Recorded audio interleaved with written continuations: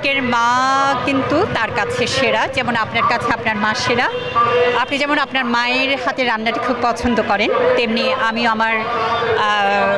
আমার মাও আমার কাছে সেরা। এই জন্য আমি আমার মায়ের জন্য এই পৃথিবীর আলোর মুখ আমি দেখতে পেয়েছি।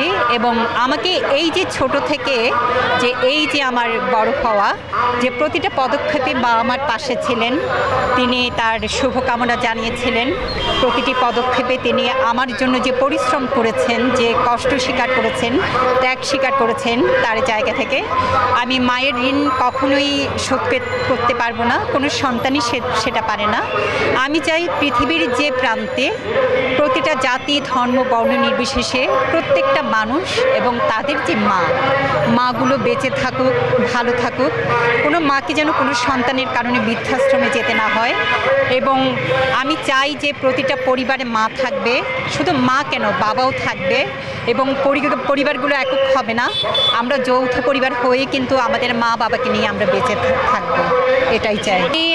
আপনাদের মাধ্যমে আমি আমার মাকে বলতে চাই, মা, আমি আপনাকে অনেক অনেক অনেক ভালোবাসি। আপনার জন্যই আজকে আমি সমামুৎসুদ্ধি হতে পেরেছি। আজকে আমি এই যে আমার সৃজনশীল জগতে যে আমার বিচরণ, সাহিত্য সংস্কৃতি নিয়ে যে আমার কাজ করা, প্রতিটা কাজের ক্ষেত্রেই কিন্তু আমার মায়ের অবদান। তিনি আমাকে ছোটোবেলা থেকে সহযোগিতা করেছেন, উৎসাহ দিয়েছেন, আমাকে আবৃত্তি করতে উৎসাহিত করেছেন, আমাকে নাচ করতে উৎসাহিত করেছেন, আমাকে লেখালেখির ক্ষেত্রে সাহায্য করেছেন। এমনকি এই যে আমার সন্তান লালন পালন, সেই ক্ষেত্রেও কিন্তু আমার মা আমাকে সহযোগিতা করেছেন। এবং সংসারী জীবনে আমি কিভাবে সবাইকে নিয়ে সুখী হতে পারি, সেই উপদেশও কিন্তু আমার মা আমাকে দিয়েছেন।